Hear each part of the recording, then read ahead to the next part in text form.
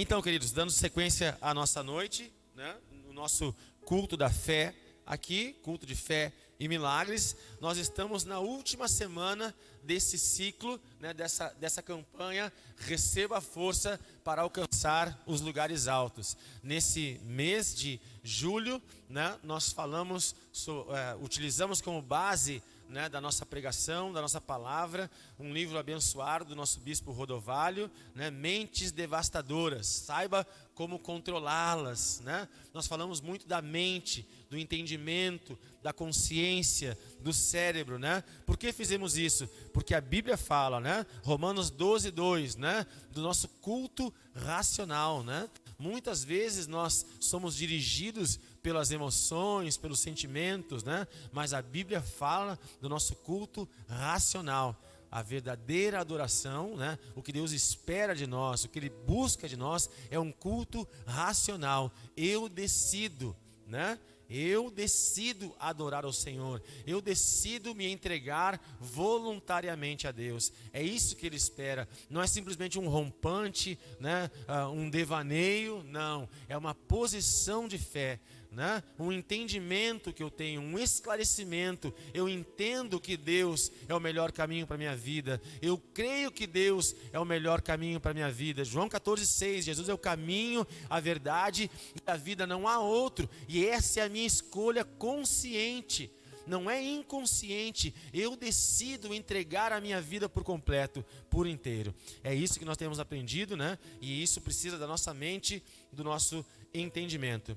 E nessa noite nós vamos encerrar então esse tema falando do ciclo do comportamento, né? Entendendo e quebrando esse ciclo virtuoso que começa no nosso pensamento, né? Muitas vezes nós pensamos errado, e por pensar errado, esse pensamento errado, distorcido, pecaminoso às vezes, gera um sentimento ruim dentro de nós. Esse sentimento ruim gera emoções distorcidas, e esses sentimentos, essas emoções então nos levam a atitudes erradas.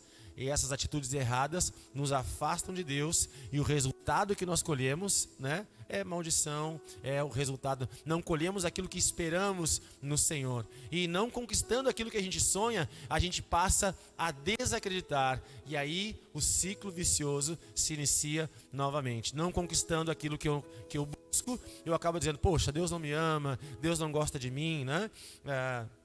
No começo da Restinga, nós tínhamos uma irmã que quando a gente conversava, ela dizia isso para mim: eu sou uma mãe terrível, eu sou uma esposa muito ruim, Deus não me ama, Deus não gosta de mim. Olhem o pensamento que ela tinha, né?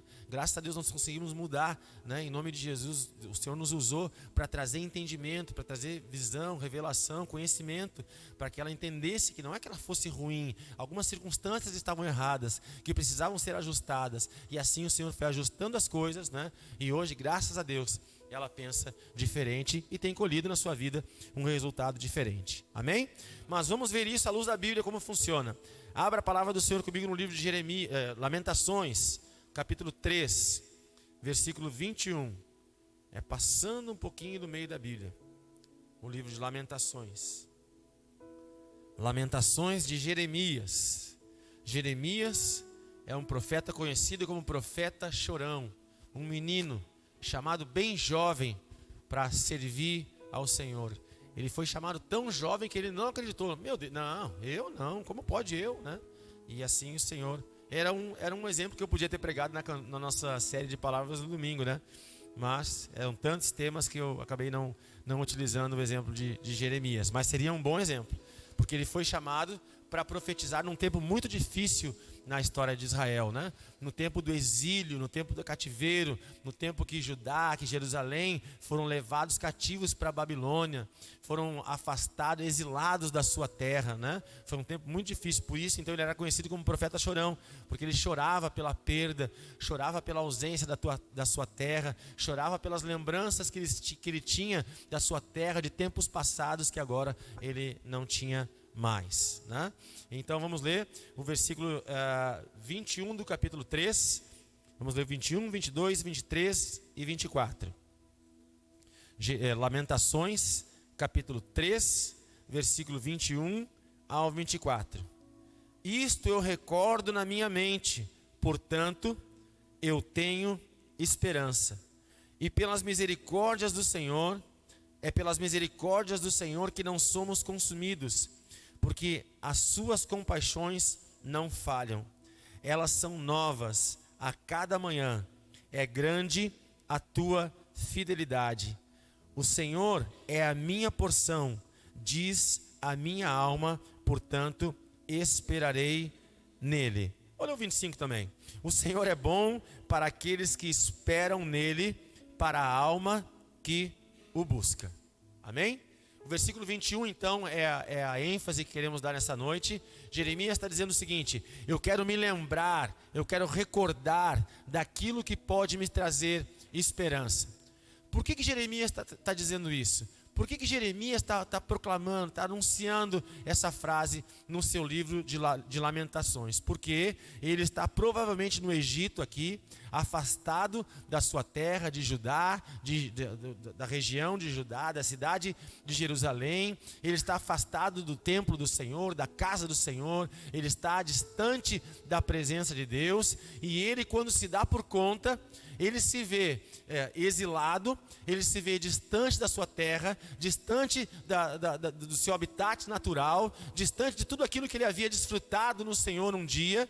Ele está perdido num lugar muito distante da sua casa e vê também o seu povo exilado, o seu povo sofrendo, o seu povo distante do Senhor. E quando ele se dá por conta, ele entende que todo esse sofrimento, que toda essa ausência da presença de Deus, que todo esse martírio, toda essa dor foi causada pelo pecado de seu povo, pelo seu pecado e o pecado do seu povo. O povo de Jerusalém, o povo de Israel, o povo de Deus decidiu pecar contra o Senhor. Eles decidiram desprezar as profecias.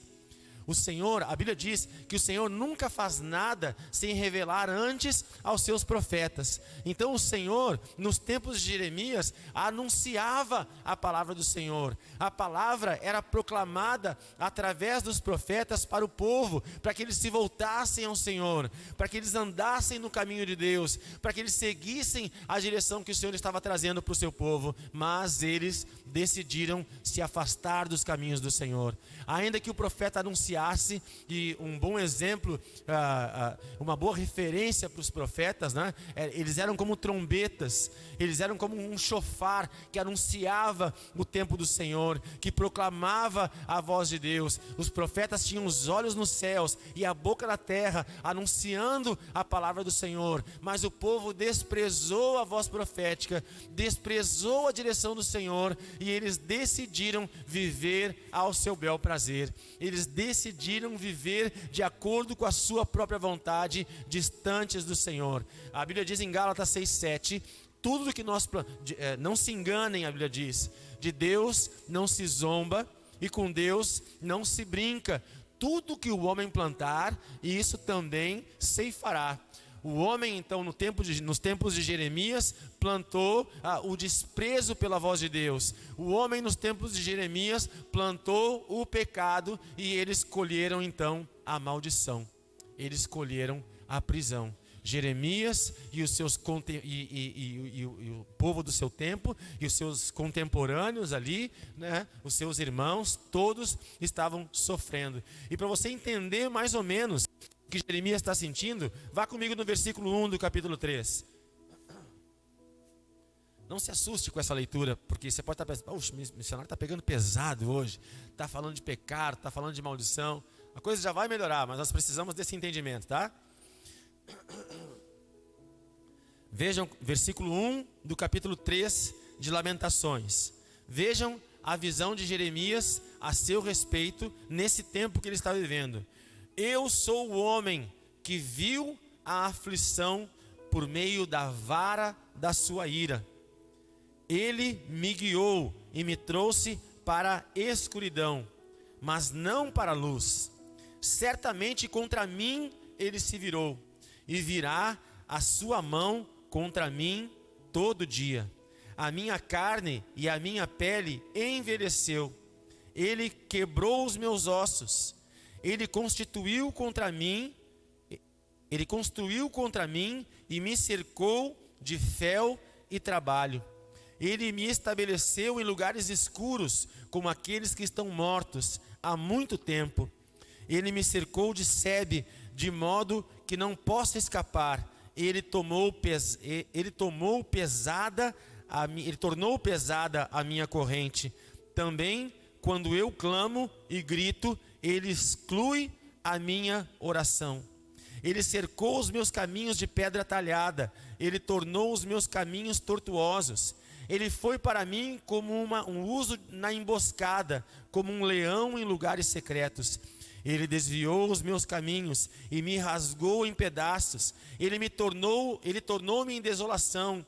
Ele retesou um arco e colocou-me como um alvo para a flecha. Ele fez as flechas da sua aljava entrarem em meus rins.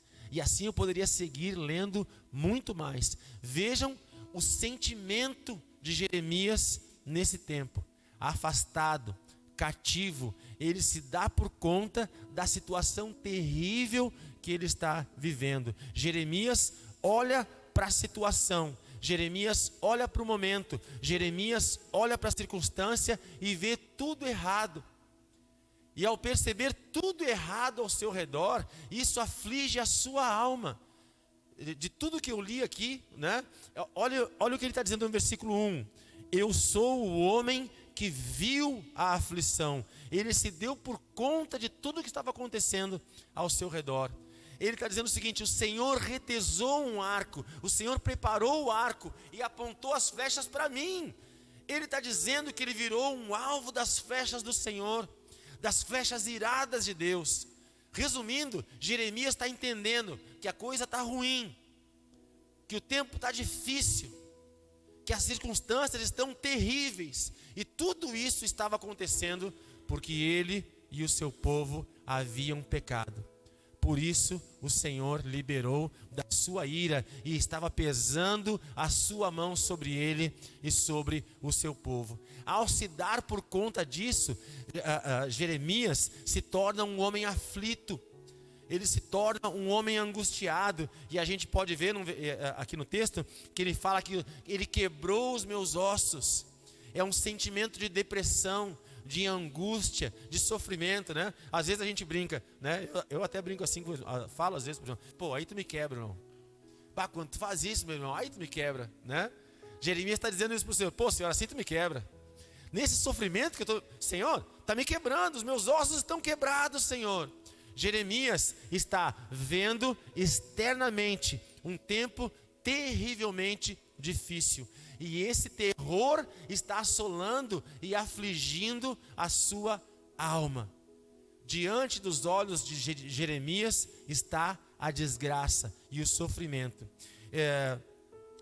E pior do que simplesmente ver, né? E pior do que se dar por conta da desgraça que o cerca, é entender que essa desgraça, que esse sofrimento é por conta das suas atitudes. É por conta do agir do seu povo. Um povo que se achou maior do que Deus e não quis ouvir o conselho do Senhor. Um povo que se achou irreverente e independente e podia seguir a vida do seu próprio jeito, achando que seria bem sucedido, né? Isso é um sinal de imaturidade, né? A gente querer colher algo que a gente não plantou, né? Muitas vezes nós queremos, a gente pensa em alguma coisa, mas age diferente, né? Eu trabalho com gestão de pessoas e um grande esforço que eu tenho no meu trabalho, com a minha equipe, com as pessoas que me cercam profissionalmente, é alinhar o nosso querer com o nosso fazer. Porque muitas vezes a gente quer, mas não faz. A gente não faz aquilo que quer.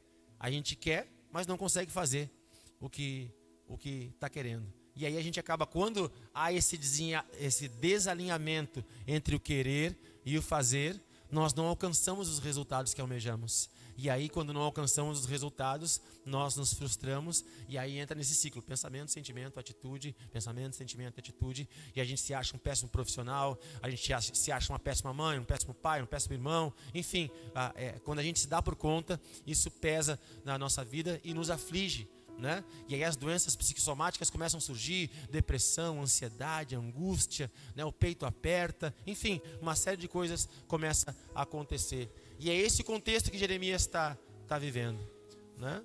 E agora eu quero te fazer uma pergunta, meu irmão. E esse é o tema: o ciclo do comportamento, né?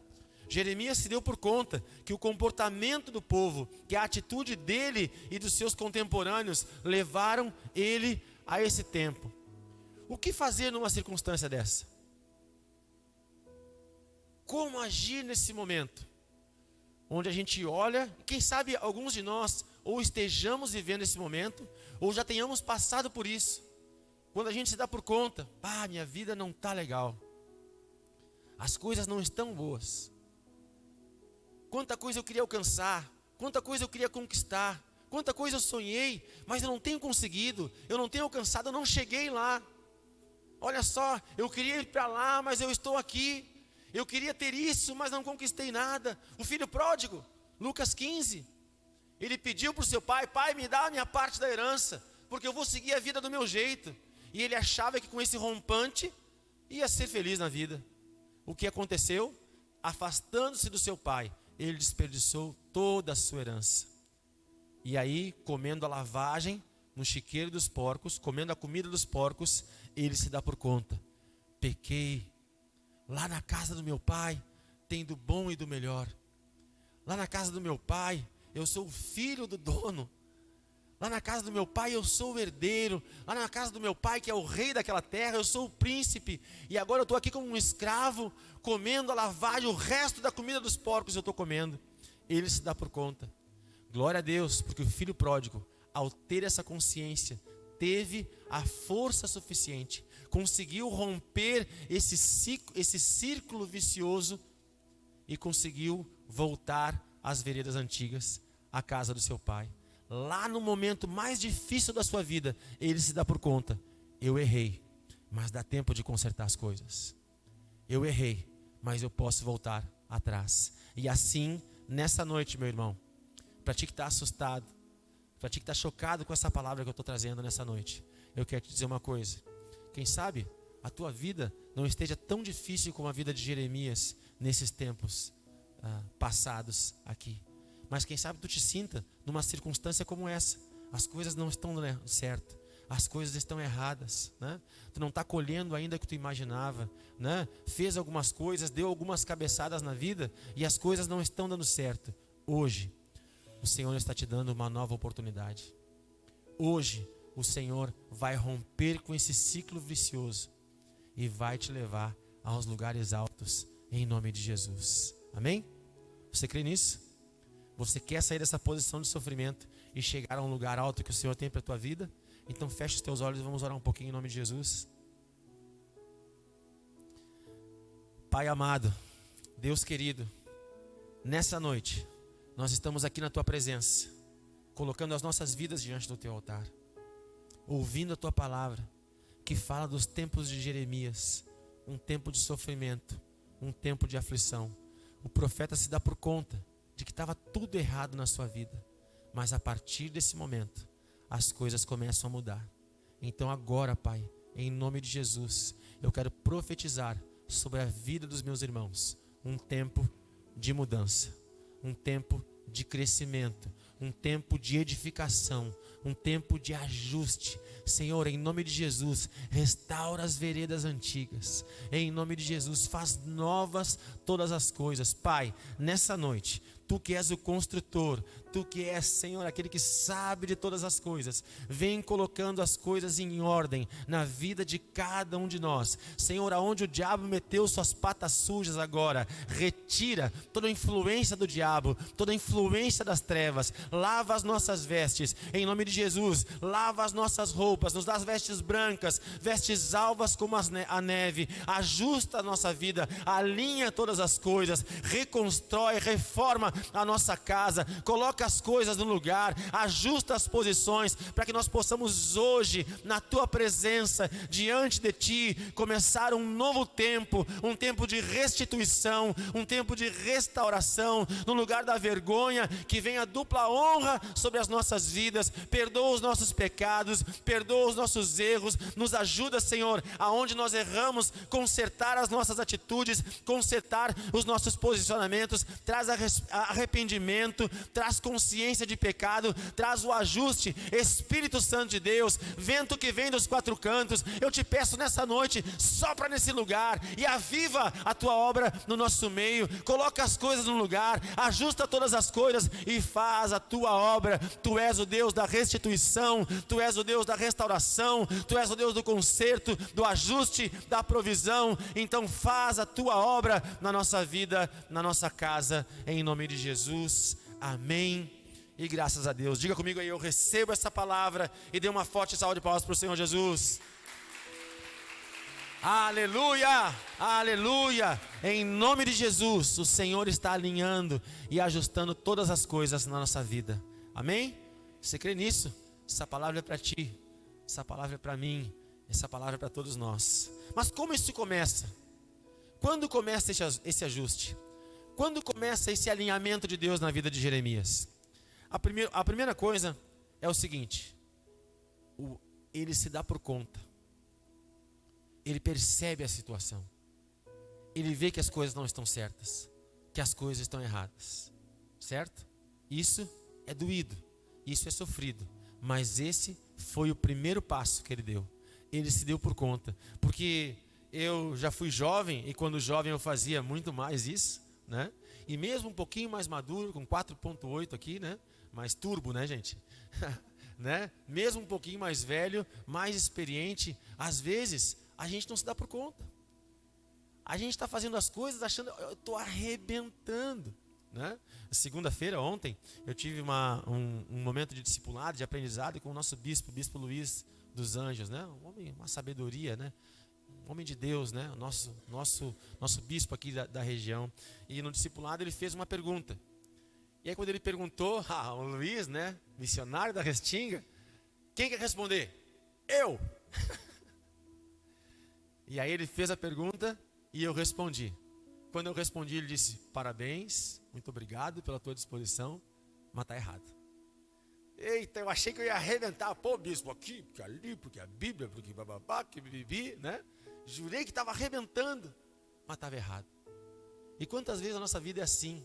A gente acha que está fazendo tudo certinho. Agora vai, tudo certo, aqui, ali, mas não está, né? E muitas vezes a gente só percebe que está errado quando a gente colhe um resultado negativo. E aí a gente se pergunta por quê, né? Davi, né? Desculpa me estender, mas aqui os textos vão vindo, né? Davi pensou o seguinte: eu vou trazer a arca para Jerusalém. Uhul, vamos fazer uma festa, vamos trazer a arca da aliança para Jerusalém. Pega o carro de boi, coloca a arca em cima, vamos lá usar, pega os teus levitas e vamos lá cantando, celebrando. A Bíblia diz que a cada 6 passos eles sacrificavam um boi, e assim eles iam cantando, sacrificando e adorando ao Senhor. Quando vê, esse carro de boi passa numa planície, passa por uma pedrinha, a arca tomba para um lado. Quando a arca está caindo, Uzá tenta colocar a mão e segurar a arca e morre. Que coisa terrível. Davi tinha pensado em fazer uma grande festa, e o seu principal levita morre. E ele chama aquele lugar de Pérez Uzá, porque ali morreu Uzá, o levita. E aí ele: meu Deus, o que eu fiz de errado? Como eu posso fazer, ele diz, para trazer a arca da aliança? E aí os sacerdotes, e ele volta para a palavra, e ele se dá por conta que a arca da aliança não deve ser carregada no carro de boi. A arca da aliança deve ser carregada nos ombros dos levitas. E quantas vezes nós dizemos: mas Senhor, Tu conhece o meu coração, Tu sabe a boa intenção que eu tinha. Eu queria fazer tudo certinho, deu errado, mas eu não queria eu falei, mas eu não queria te magoar. Eu agi, mas não foi com essa intenção. A Bíblia diz no livro de Apocalipse, quando Jesus aparece para as igrejas, ele não fala assim, eu conheço teu coração. Ele fala assim, ó, eu conheço as tuas obras. A Bíblia diz que a fé sem obras é morta. Então nós precisamos amadurecer para entender que o que nós estamos colhendo não é o resultado das nossas intenções. O que nós estamos colhendo hoje é o resultado das nossas ações. Cada atitude, cada passo que nós damos é uma semente que nós plantamos. E Jeremias se deu por conta disso. Quanta semente errada. Que semeadura erradíssima eu e meu povo fizemos. Por isso que estamos aqui. Mas, glória a Deus, porque o Senhor tem um louvor muito lindo que a gente canta aqui na Cavalhada. Por onde a gente vai, a gente canta. Deus não rejeita a oração. Oração é alimento. Jeremias 3:21, ele diz o seguinte: tá difícil, tá terrível, eu sou o alvo do Senhor, Ele está apontando flechas iradas para a minha vida, eu estou vendo toda essa aflição, os meus ossos estão quebrados, a minha alma está abatida, mas eu quero me lembrar daquilo que pode me trazer esperança. Eu não quero agora, eu decido não olhar mais para a desgraça.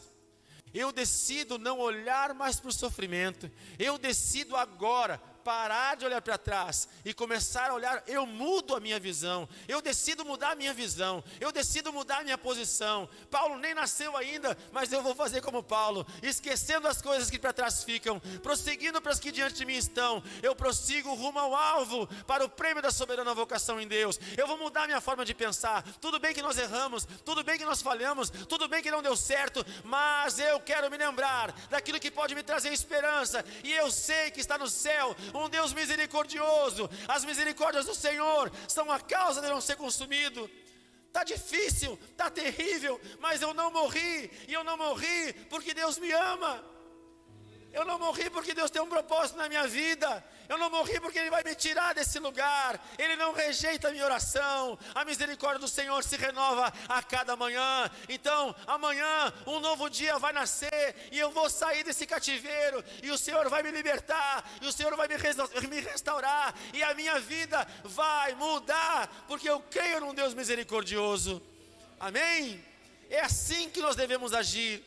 É assim que nós devemos nos posicionar. Ah, missionário, mas eu não sinto isso. O que ele estava sentindo aqui, gente? Qual era o sentimento de Jeremias? Dor, sofrimento, era isso que ele sentia. E quem sabe seja isso que tu esteja sentindo nessa noite. Mas nós precisamos, eu, tu, nós, a Sara Restinga, todos nós precisamos amadurecer, crescer, avançar na fé e entender que nós não podemos nos guiar simplesmente por aquilo que sentimos. 2 Coríntios 5:7 diz assim: visto que nos guiamos pela fé e não pelo que vemos. Se eu olho diante de mim, eu só vejo coisa ruim. Se eu ligo a TV, eu só vejo desgraça. Se eu ligo o rádio, eu só escuto notícia triste. Mas eu não me guio pela fé, pela vista. Eu não me guio pelo que vejo. Eu me guio pela fé. Hoje eu li um artigo de um movimento cristão que diz o seguinte: 2 coisas que o Senhor promete para os últimos dias. A Bíblia diz que o amor vai se esfriar. Contextualizando, o amor está se esfriando. Coisas que acontecem hoje não aconteciam no passado. Abominações, coisas abomináveis, terríveis estão acontecendo hoje, porque o amor está esfriando. É pai matando filho, mãe abandonando seus filhos, é irmão matando irmão, coisas terríveis, bestialidades, enfim, o mundo está se perdendo, porque o amor vai se esfriar, o amor está esfriando. Mas a Bíblia diz que o amor vai se esfriar, mas não em todos. Amém? Vai se esfriar lá fora, porque aqui dentro nós seremos incendiados pelo amor de Deus. Amém? A chama do amor não vai se apagar nessa casa. Cantares 8:7 diz assim: nem as muitas águas podem apagar a chama do amor, nem os rios afogá-lo. Olha para o irmão que está do seu lado e diga assim para ele: receba do amor de Deus agora. Eita, você está meio desanimado, meu irmão. Olha só, faz uma cara de profeta assim, ó. Levanta só essa sobrancelha aqui à esquerda assim, ó. Levanta só a esquerda assim e olha para ele com uma cara meio séria e diz assim: receba do amor de Deus agora na sua vida. Aleluia! Jesus te ama e nós aqui na Sara Restinga também te amamos. O amor vai se esfriar lá fora, mas aqui dentro nós temos a certeza de que Deus nos ama, e esse amor está fluindo aqui nesse lugar, a ponto de eu poder te olhar e pela fé te dizer: em Cristo Jesus eu te amo. E esse amor vai nos fortalecer, e esse amor vai nos fazer avançar. Esse amor que fez Jesus se entregar, que fez o Pai entregar o seu Filho, nos amou tanto, de tal maneira, que mudou a nossa vida, a nossa história, nos salvou. Esse amor está aqui nesse lugar, e por causa dele nós vamos avançar e vamos vencer em nome de Jesus, amém? O amor vai se esfriar, mas não em todos. Eu profetizo que a chama do amor está sendo acendida no teu coração nessa noite, em nome de Jesus. Abacuque dizia: aviva a tua obra no nosso meio, que a obra do Senhor seja avivada no teu coração, na tua vida, na tua casa, na tua família. Tu vai chegar de noite em casa agora, vai abraçar o teu marido, vai dizer: receba do amor de Deus aí, e ele vai ser incendiado. Vai chegar, vai abraçar tua filha: receba uma rajada de glória aí, filha, seja curada agora, em nome de Jesus. Eu cheguei aqui cheio do Espírito Santo, então recebe aí, família, em nome de Jesus. Chega amanhã no trabalho e libera da glória do Senhor, libera do amor de Deus. Mas missionário, eu não sinto nada. Te lembra daquilo que pode te trazer esperança. Te lembra amanhã dessa palavra, quando te acordar cansado, quando te acordar sem vontade de fazer nada. Te lembra dessa palavra. Nós não vivemos por vista, nós não nos guiamos por aquilo que vemos, nós nos guiamos pela fé. E eu não sou mais um menino que quando não está afim de fazer as coisas: ah, não, então eu não quero, mãe. Né? Com todo carinho e respeito, nem vou gritar muito. É que nem a lua. A lua, quando não quer uma coisa, né, Luísa? Ela, né? Na primeira fase ela trava assim, e na segunda fase ela começa a gritar, e na terceira fase ela começa a correr gritando. Aí sim ela deixou claro que ela não quer, né? Nós não somos como a lua. Nós não somos crianças. Nós estamos amadurecendo, estamos aprendendo a não nos guiar simplesmente por aquilo que sentimos, mas por aquilo que cremos. Então, gente, eu não estou sentindo nada, mas eu sei que o meu Redentor vive. Tão certo como vive o Senhor, eu creio que Ele está agindo e operando aqui nesse lugar. Eu quero me lembrar daquilo que pode me trazer esperança, amém? Vá agora no capítulo 3, versículo 21. Vejam, Jeremias se dá por conta dessa circunstância, dessa assolação, dessa dificuldade que ele está vivendo. Mas vejam que quando ele começa a se lembrar, vejam o que acontece com Jeremias, vejam o que ele vê, vejam o que ele entende. Isto eu recordo na minha mente, portanto eu tenho esperança, né? Algumas versões, traduções de vocês dizem: quero me lembrar daquilo que pode me trazer esperança. Essa minha tradução é um pouquinho mais antiga, é a King James de 1611. E ela fala assim, ó: e isto eu recordo na minha mente, portanto eu tenho a esperança. Ele está afirmando, ele está dizendo: eu tenho esperança. Esperança é expectativa otimista. Então ele está dizendo: está difícil até aqui, eu errei, meu povo errou, nós sofremos, mas agora chega de sofrer, chega de lamúria, chega de mimimi, chega de ficar como galinha ciscando. Eu vou levantar minha cabeça, eu vou olhar para o alto e eu vou me lembrar daquilo que pode me trazer esperança. Eu tenho esperança. Versículo 22. E pelas misericórdias do Senhor, é pelas misericórdias do Senhor que não somos consumidos, porque as suas compaixões não falham, o seu amor não falha, elas são novas a cada manhã. Grande, Senhor, é a tua fidelidade, o Senhor é a minha porção, diz a minha alma, portanto eu esperarei nele. O Senhor é bom por aqueles que esperam nele, para a alma que o busca. Isto é bom que um homem deva confiar e quietamente aguardar a salvação do Senhor. É bom para o homem que ele carregue o jugo da sua juventude. Ele senta-se sozinho e permanece em silêncio, porque ele o carrega, o Senhor o carrega. Ele coloca no pó a sua boca, para que assim possa haver esperança, e assim ele vai falando. Agora olhem, o homem que estava se lamuriando, o homem que começou esse capítulo dizendo que via a aflição, agora ele está vendo o quê? Esperança. Amém?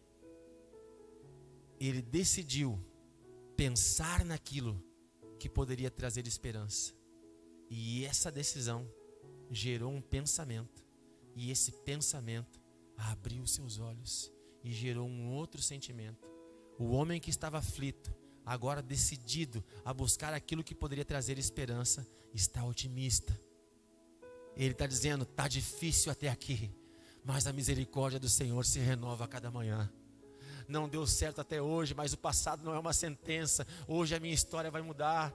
Eu acredito, eu creio, o Senhor vai mudar. Eu não estou sentindo nada. Vejam que ele dizia que a alma dele estava aflita e que os seus ossos estavam quebrados. Mas agora ele está dizendo aqui, a partir do 22, que a alma dele está cheia de esperança. A alma tem a ver com as emoções, com os nossos sentimentos. Aquele que sentia dor e aflição, agora está sentindo esperança, otimismo. Ele está crendo num futuro melhor. Por quê? Porque ele decidiu mudar o seu olhar. Amém? Para de olhar para a morte. Para de olhar para o sofrimento. Para de olhar para a ruína. Para de olhar para a destruição. Para de olhar para aquilo que tu não consegue fazer. Eu tenho esse livro em casa. Ele não é cristão, mas ele tem muito sentido. É um livro feito pelo Instituto Gallup, um instituto de pesquisa, tipo o Ibope do Brasil, mas esse é internacional, o Instituto Gallup. E ele pesquisou a vida dos maiores empresários mundiais da época que escreveram o livro. E eles encontraram uma característica em comum em todos esses grandes homens renomados da história. Todos eles tinham uma característica em comum, pelo menos uma em comum. Eles sabiam dos seus pontos fortes e usavam esses pontos fortes para conquistar os resultados que eles queriam. Eles não ficavam se lamuriando naquilo que eles não podiam. Eles usavam aquilo que podiam para conquistar os seus objetivos. Não olha para aquilo que tu não pode. Olha para aquele que pode te fortalecer. Olha para o Senhor agora. Não olha para a tristeza. Olha para a esperança. Para de ciscar como galinha e olha para o alto. Salmo 121, anota para ler em casa aí. Elevo os meus olhos para os montes, de onde me virá o socorro? O meu socorro vem do Senhor que fez os céus e a terra. Esse salmo é o salmo da peregrinação. O povo recitava esse salmo enquanto subia o monte. Eles subiam com as suas bagagens, com as suas compras. Eles subiam o monte. E enquanto eles estavam subindo o monte, os inimigos vinham tentando saqueá-los e abatê-los. Aí eles citavam esse salmo: elevo os meus olhos para o monte, para o seu objetivo final. De onde me virá o socorro? Quem vai me ajudar a vencer tudo isso? O meu socorro vem do Senhor que fez os céus e a terra. Mesmo com os inimigos os atacando, mesmo com os inimigos tentando atingi-los, eles olhavam para o Senhor e continuavam subindo. Continua subindo, meu irmão. Continua subindo, minha irmã. Continua avançando, porque o Senhor é contigo. A sua misericórdia se renova a cada manhã. O Senhor é galardoador daqueles que o buscam. O Senhor presenteia aqueles que esperam nele. A paciência e a longanimidade é fruto do Espírito Santo. Recebe do Espírito Santo de Deus na tua vida e agora. Seja cheio do Espírito Santo e passe a confiar mais. Seja cheio do Espírito Santo e comece a esperar mais. Seja cheio do Espírito Santo e aguarde o cumprimento da promessa no Senhor. Ah, missionário, mas eu estou sentindo uma dor muito grande, porque nada deu certo até agora. Acabou. O tempo do sofrimento acabou. O tempo da ruína acabou. E hoje o Senhor está te levantando. Pela sua bondade, pela sua graça e pela sua misericórdia, o Senhor está mudando a tua história. Agora vejam que essa mudança chega a Jeremias através de um posicionamento seu. Ele decide. O Senhor, na verdade, queridos, é assim, ó. O Senhor sempre esteve ali. Mesmo em meio a todo esse sofrimento, o Senhor sempre esteve ali. É como um dia nublado, como um dia de chuva. As nuvens nos impedem de ver, mas o sol sempre está lá. O Senhor é o sol da justiça. É uma estrela de enorme grandeza. O nosso sol é uma estrela de quinta grandeza. A grandeza do nosso Deus é muito maior do que a quinta, né? Mas enfim, é um astro que está sempre brilhando, resplandecendo. A luz está lá, o sol está lá, o calor, a presença está lá. As nuvens nos impedem de ver, mas Ele sempre está ali.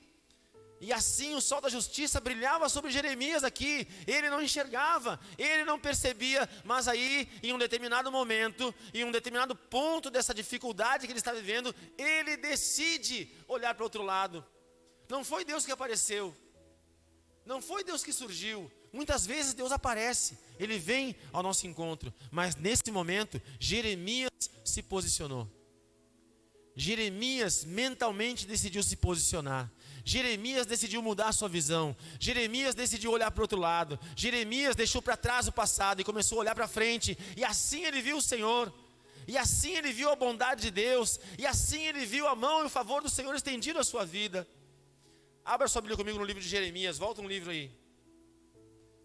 Já estou encerrando agora. O missionário já está ficando nervoso aqui, gente. Orem por mim. Jeremias capítulo 17, versículo 7. Aleluia.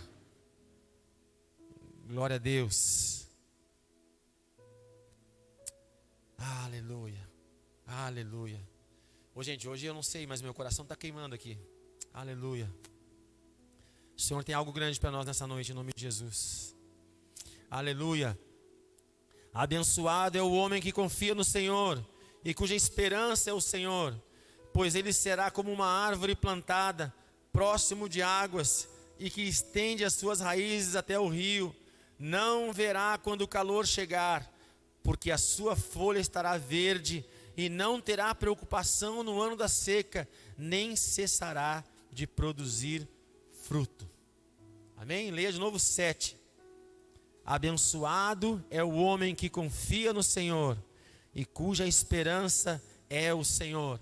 Algumas traduções dizem, bem-aventurado o homem cuja confiança está no Senhor e cuja esperança está no Senhor. No meio do caos, no meio da dificuldade, Jeremias recebeu uma bem-aventurança e ele decidiu confiar no Senhor.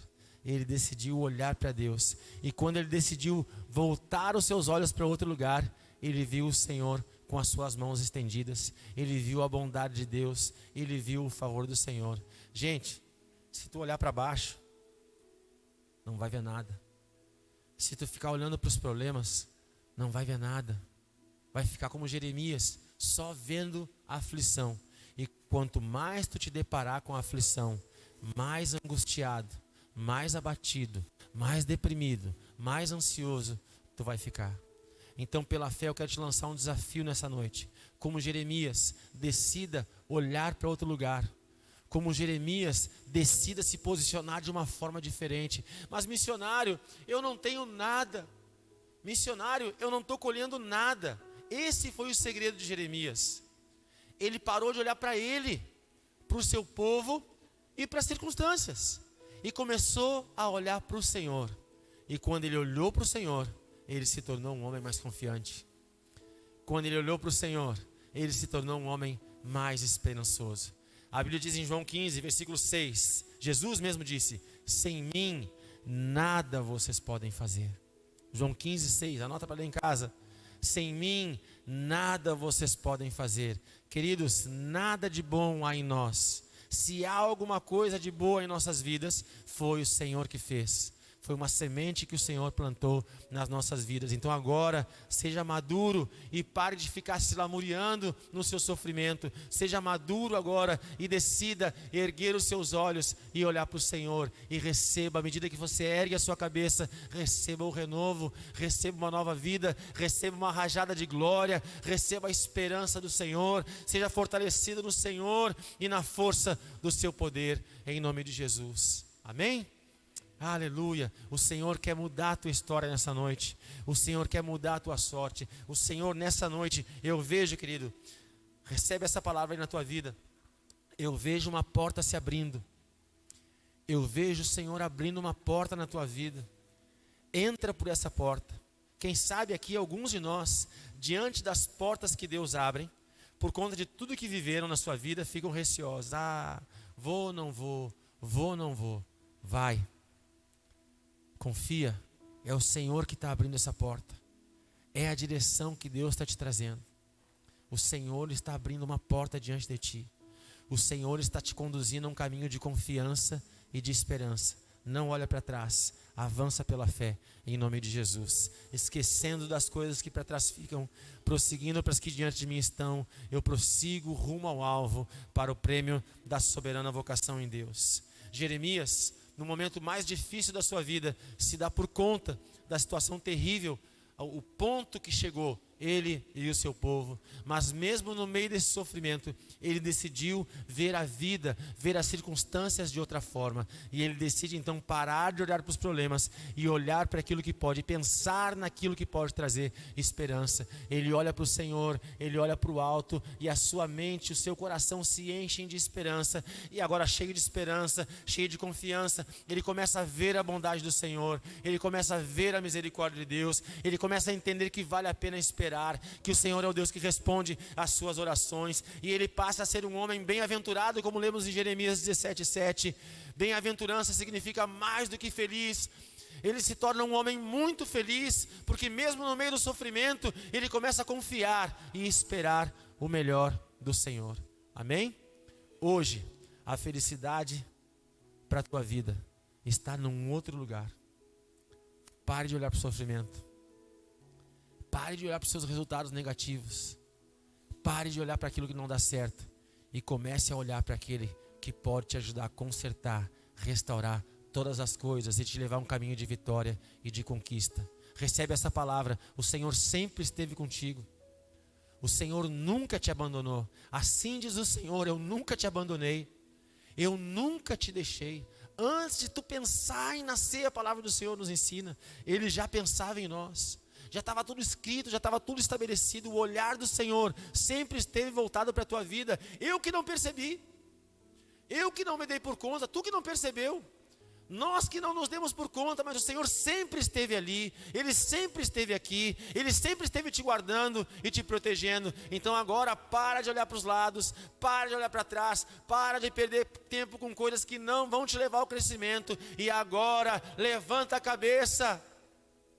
E agora abre os olhos da fé, retira essa viseira de incredulidade que te venda, que te cega, que te trava, que trava a tua mente, que embota os teus, que entope os teus ouvidos, que embota o teu pensamento, que endurece o teu coração.